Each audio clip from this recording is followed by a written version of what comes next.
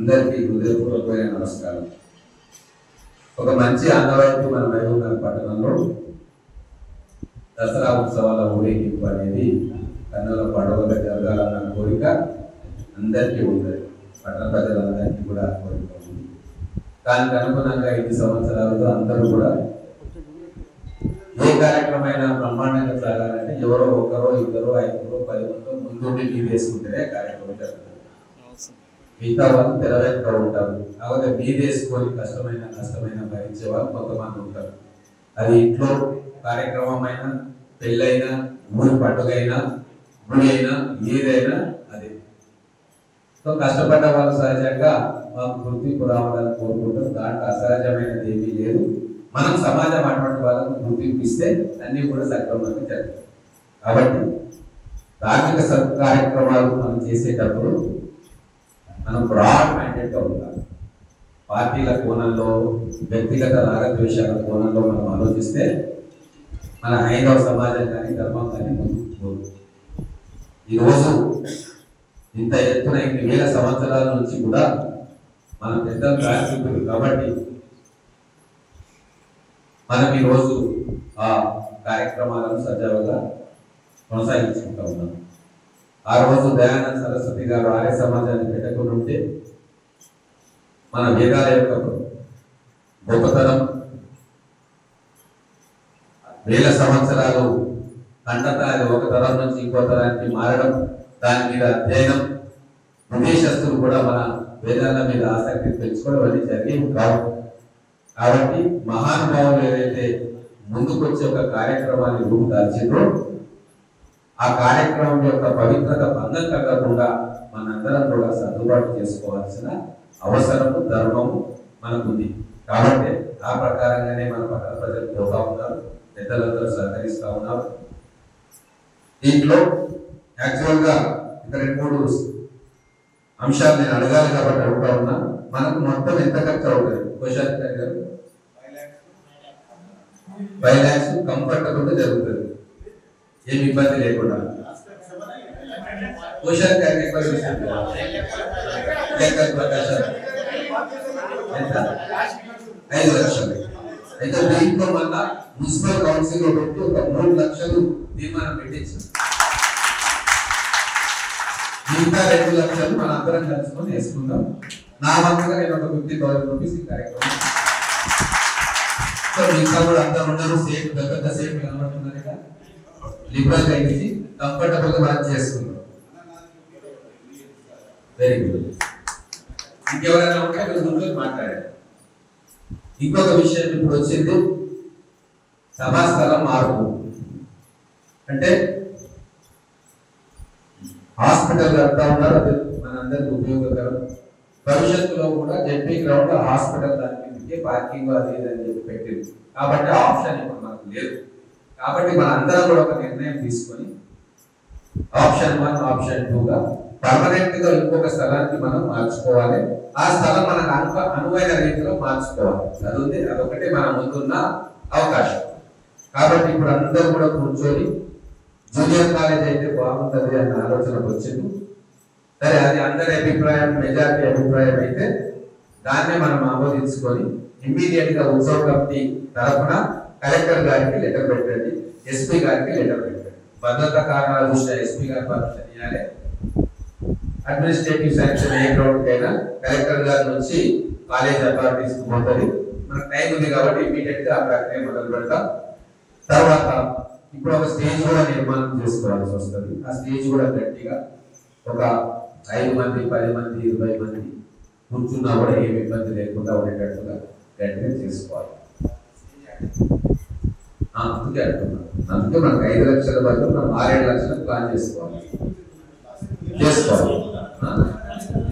వెనక సైడ్ కదా చూడండి, మీరందరూ కమిటీ సభ్యులు పోయి, అనుభవం ఉన్నోళ్ళు పోయి ఎట్లా చేయాలి, బాణసంచా ఎక్కడ పెట్టుకోవాలి, పబ్లిక్ ఎక్కడ వస్తారు, విఐపీలు ఎక్కడ నుంచి రావాలి, వాళ్ళ వెహికల్స్ అయిపోగానే పబ్లిక్ బయటికి వెళ్ళిపోతారు ఒకటేసారి. దానికి ఏదైనా మంచినీళ్ళు ఏదైనా ఉంటే ఫైర్ యాక్సిడెంట్ జరగకుండా safety precautions, fire safety precautions, fire engine పెట్టుకోవడము, ఇవన్నీ కూడా ఏర్పాట్లలో భాగం ఉన్నాయి. మీరందరూ వీలైనన్ని ప్రికాషన్స్ తీసుకోండి. అడ్మినిస్ట్రేషన్ పరంగా ఏమన్నా హెల్ప్ కావాలంటే నాకు చెప్తే నేను కన్సర్న్ డిపార్ట్మెంట్ ఫోన్ చేస్తాను. తర్వాత ఇంకొక విషయం ఏంటంటే ఆహ్వాన పత్రాలు ముద్రిస్తూ ఉన్నారు. మనం ఎప్పుడు కూడా లీడర్షిప్ రోల్లో ఉండాలి. మహబూబ్ నగర్ పట్టణం, మహబూబ్ నగర్ అంటే ఇప్పుడు చిన్నగా అయింది కానీ జిల్లా వ్యాప్తంగా కూడా మనం లీడర్షిప్ రోల్లో. కాబట్టి ఏ ధార్మిక ఉత్సవం చేసుకున్నా కూడా తలా ఒక చేస్తేనే దానికి వినూతనం వస్తుంది.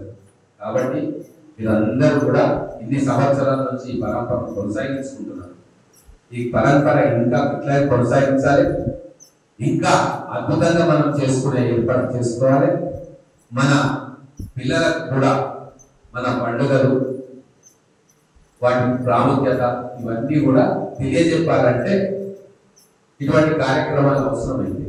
కాబట్టి మీరందరూ కూడా ఈ కార్యక్రమానికి ప్రచారం ఎట్లా చేస్తారు, ఇంటింటికి ప్రచారం పోయేటట్టుగా అది చేయండి. ఇంకొక ముఖ్యమైన విషయం, అక్కడ పెద్ద మనుషులు పిలిచినప్పుడు వాళ్ళు స్పీచ్ ఇస్తారు. నా వరకు నేను కట్టుబడి ఉంటాయి. ఇప్పుడు కూడా పొలిటికల్ స్పీచ్లు ఆ వేదిక నుంచి చేయాలి. ఇప్పుడు చేయలే, గతంలో చేయలే. సో ప్రతి రాజకీయ నాయకుడు కూడా ఆ కట్టడిని చేసేటట్టుగా మీరందరూ కూడా సూచనలు ఇవ్వాలి. దసరా ఉత్సవంలో మాట్లాడితే దసరా గురించి మాట్లాడాలి. మన 2-3 సార్లు నాకు ఇబ్బంది అయింది. నేను ఏ క్రమంలో కూడా ఒక పేరు కానీ, ఒక పార్టీ కానీ, ఒక నాయకుడు తీసుకోను. ఒకవేళ ఎప్పుడైనా తీసుకుంటే అది పొరపాటు. కానీ ఇక్కడ ఏమవుతా ఉంది అంటే కొన్ని సందర్భాల్లో కొందరు పేరు తీసుకుంటున్నారు. నేను నాకేం ఇబ్బంది లేదు. ఎవరి పేరు తీసుకున్నా ఏం చేసినా గంట సేపు ఉపన్యాసం చేస్తే నాకేం ఇబ్బంది లేదు. కానీ అవతల కొంతమంది నచ్చుకునే ప్రమాదం ఉంది. 2-3 సార్లు జరిగింది. నేను స్టేజ్ మీద ఉన్నా, లోకల్ ఎమ్మెల్యేగా నేను కేవలం నమస్కారం పెట్టి ఆ ఉత్సవం గురించి మాట్లాడినా వేరే రాజకీయానికి సంబంధించింది కాదు, ఒక వ్యక్తికి సంబంధించింది కాదు. మనందరినీ దీంట్లో అన్ని పార్టీల వాళ్ళు ఉంటారు. ఎవరి విశ్వాసం వాళ్ళకు. ప్రజాస్వామ్యంలో ఎవరి ఫిలాసఫీ నచ్చితే ఆ పార్టీకి పనిచేస్తారు. ఆ నాయకులు అంటే వాళ్ళకి అభిమానం ఉంటుంది. కానీ ఇక అందరూ వచ్చి దాన్ని ఒక రాజకీయ వేదిక చేస్తే మనకే ఇబ్బంది.